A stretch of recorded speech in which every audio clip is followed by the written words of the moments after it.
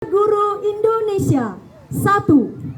Kami guru Indonesia adalah insan pendidik bangsa yang beriman dan bertakwa kepada Tuhan Yang Maha Esa. 2. Kami guru Indonesia adalah pengemban dan pelaksana cita-cita proklamasi kemerdekaan Republik Indonesia, pembela dan pengamal Pancasila yang setia kepada Undang-Undang Dasar tahun 1945. 3. Kami guru Indonesia bertekad bulat mewujudkan tujuan nasional dan mencerdaskan kehidupan bangsa. 4.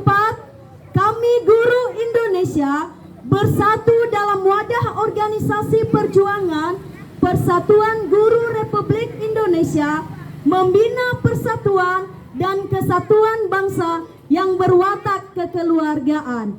5. Kami guru Indonesia menjunjung tinggi kode etik guru Indonesia sebagai pedoman tingkah laku profesi dalam pengabdian terhadap bangsa dan negara serta kemanusiaan.